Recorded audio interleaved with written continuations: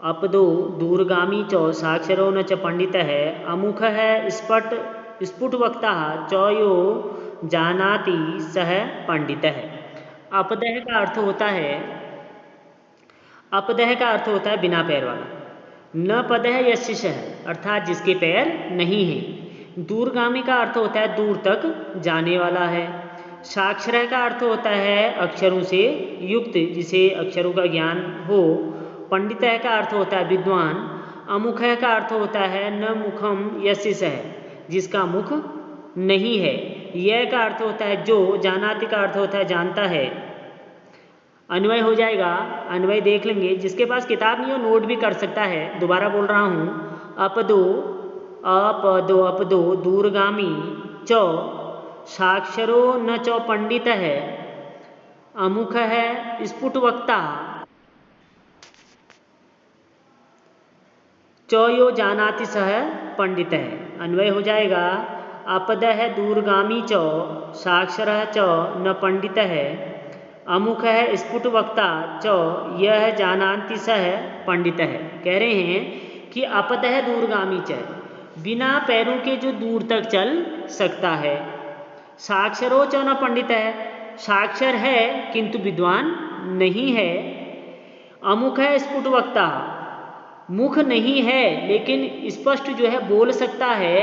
यह जानाति सह पंडित है जो उसको जानता है वही वास्तविक रूप से विद्वान है। फिर देख लेंगे, कह रहे हैं जिसके पैर नहीं हैं किंतु वह दूर तक जा सकता है। अक्षरों से युक्त है किंतु वह विद्वान नहीं है। मुख है नहीं है किंतु वह स्पष्ट बोल सकता है और जो उसे जानता है वही वास्तविक रूप से विद्वान है। ऐसा क्या है?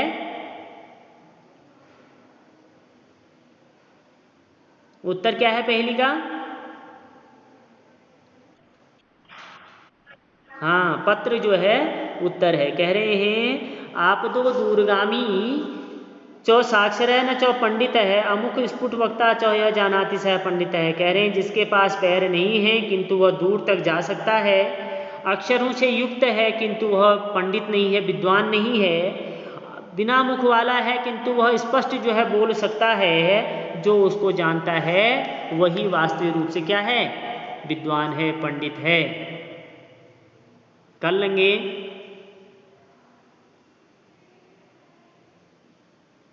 9th क्लास कर लेंगे बेटा।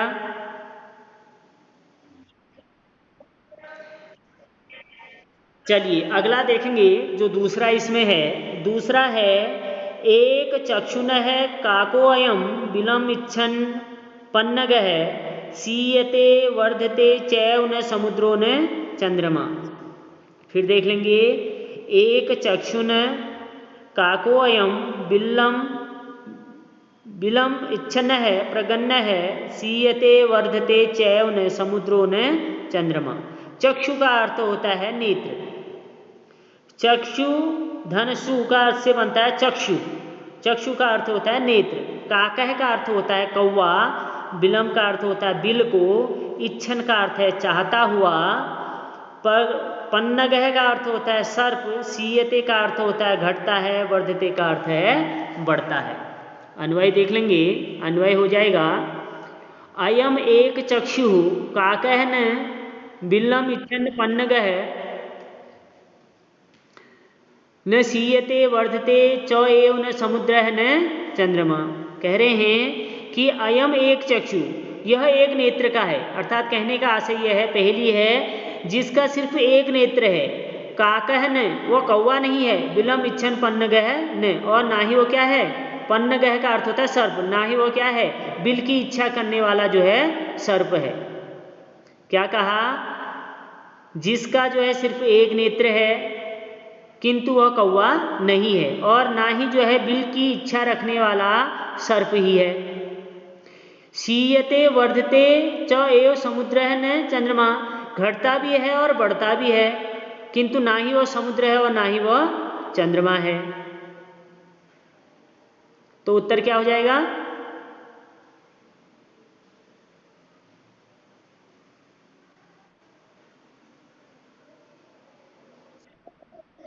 हाँ, सुई जिसको हम कहते हैं, जिससे सिलाई करते हैं हम, उस सुई का जो है, जिससे हम हाथ से सिलाई करते हैं, उस सुई के बारे में कह रखा है कि जिसका जो है सिर्फ एक नेत्र है, किंतु वो कौवा भी नहीं है और ना ही बिल में रहने वाला सर्प है।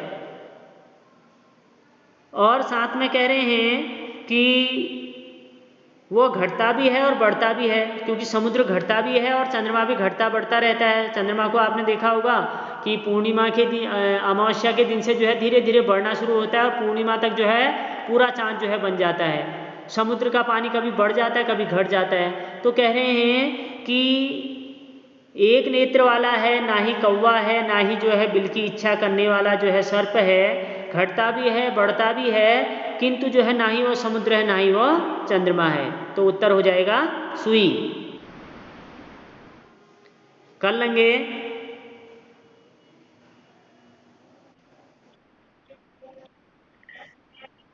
चलिए अगला है वृक्षाः अग्रवासी न च पक्षीराज राजसी त्रिनेत्रधारी न च शूलपाणि त्वग्वस्त्रधारी न च सिद्धियोगी जलम च विभिन्न घटो न मेघ। फिर देख लेंगे एक बार। कह रहे हैं वृक्षा अग्रवासी न च पक्षीराज राजस्त्री नेत्रधारी न च शूलपाणि त्वग्वस्त्रधारी न च सिद्धियोगी जलम न विभिन्न घटो न मेघ।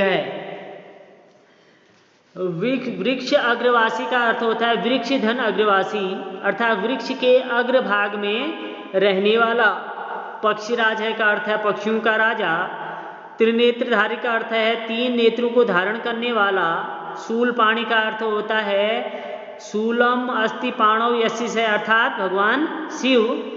त्वग्वस्त्रधारी का अर्थ होता है त्वच वस्त्रधारी का अर्थ होता है जिसने जो है छाल के वस्त्र जो है पहन रखे हैं। विभ्रतय का अर्थ होता है धारण करता है। घटय का अर्थ होता है घड़ा।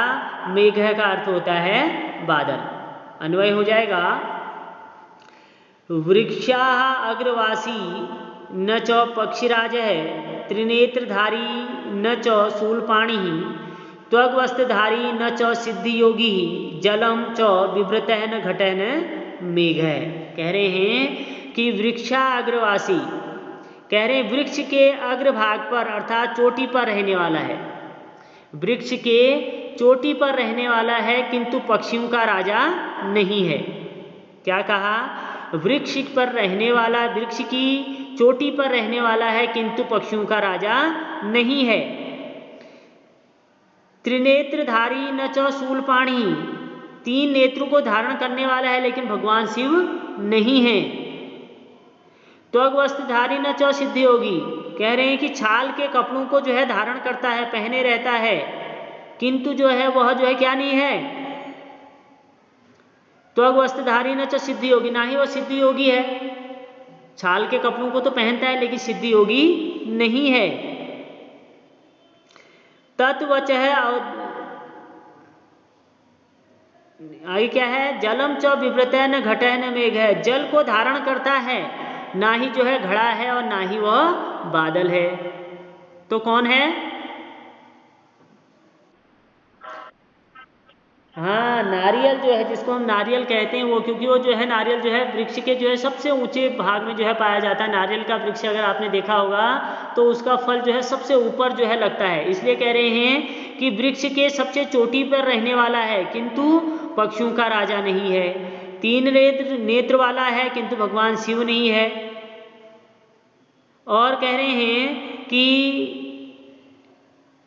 वस्त्र को जो है धारण करने, ये छाल के वस्त्र को धारण करने वाला है किंतु सिद्धि योगी नहीं है।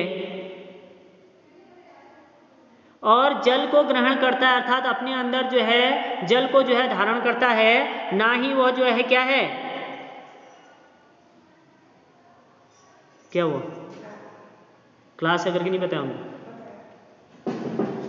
बेटा, 1 मिनट में अभी आ रहा हूँ, तब तक होल्ड करेंगे।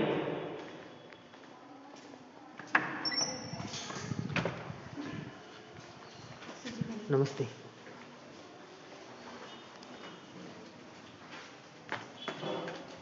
बुलाए अच्छा रहने दो फिर पैसा के तो दूसरा 12 नहीं आ बोलो काम नहीं होने लगी ना।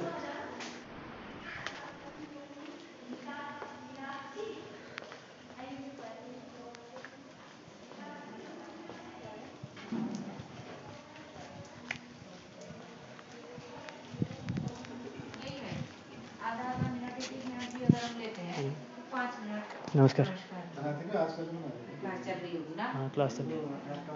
कोई काम दे रहे हैं क्या आज मुझे समाज कल्याण हेतु कुछ चर्चा करनी थी ना। किसके लिए? क्लास पढ़ा रहा था ना, छोड़ दूँ क्या?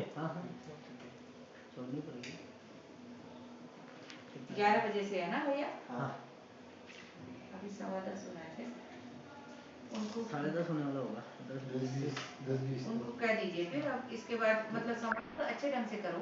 हाँ ठीक है मैं करके 2 आता हूँ। मिनट में 5 मिनट में। हाँ मैं डलवाता हूँ एक पहले। क्या चीज़?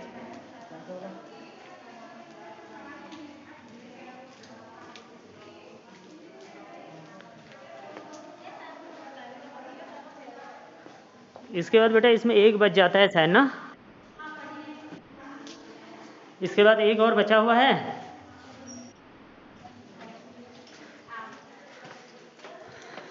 और रुको मैं उसको पढ़ा देता हूँ, नीचे बुला दिया था ना थोड़ी देर के लिए।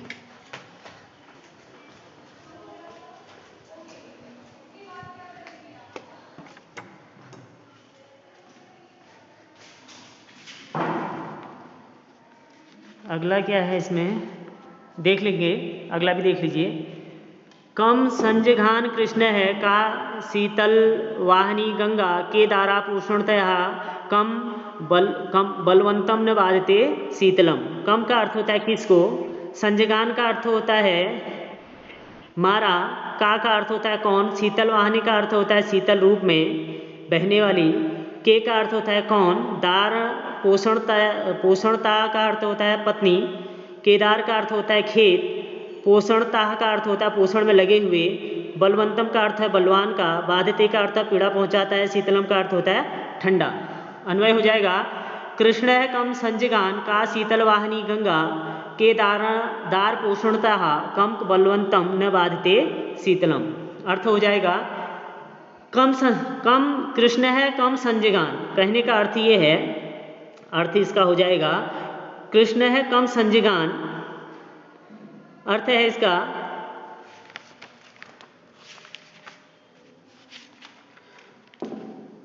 कृष्ण ने जो है किसको मारा। उत्तर क्या हो जाएगा, कृष्ण ने, हाँ कंस को। इसमें जो है एक एक करके बताना है। कृष्ण है कम संजघान, कृष्ण ने जो है किसको मारा, उत्तर हो जाएगा कंस को। ठीक हो गया। अगला है का शीतल वाहिनी गंगा, जो कौन शीतल वाहिनी गंगा वाली है, अर्थात जो है काशीतल वाहिनी गंगा हो जाएगा, काशी के किनारे जो है शीतल गंगा बहती है। अगला है केदार पोषणता का अर्थ होता है कौन पत्नी के पोषण में लगा हुआ है, केदारा पोषणतया का अर्थ होता है, उत्तर हो जाएगा केदार पोषणतया, अर्थात केदार जो है एक मिनट, हाँ कौन पत्नी के जो है पोषण में लगा हुआ है। किम बलवान को आगे कह रहे हैं कि कम बलवंतम न बाधते शीतलम, अर्थात किसको जो है शीतलता जो है कपाती नहीं है, डराती नहीं है, ठंडा किसको नहीं डराता है, तो उत्तर हो जाएगा कंबलम वंतम न बाधते शीतलम, अर्थात जो है जिसके पास कंबल है उसको जो है, जिसके पास कंबल है उसको जो है जो ठंडा है वह नहीं कपा सकता है। पहला हो जाएगा कृष्ण ने जो है किसको मारा, कंस को मारा। शीतल वाहिनी गंगा कहाँ प्रवाहित होती है, तो काशी के किनारे पे जो है प्रवाहित होती है। केदार पोषणतया का अर्थ हो जाए केदार पोषणतया, और कम बलवंतम न बाधते शीतलम का अर्थ होता है कि ठंडा जो है किसको नहीं पीड़ा पहुंचाता है, तो कंबल से युक्त व्यक्ति को जो है पीड़ा नहीं पहुंचाता है। इसका अर्थ जो है आप लोग कर लेंगे, ठीक है। ठीक है, आज की क्लास यहीं पे समाप्त करते हैं। जरा बुलाया गया है नीचे।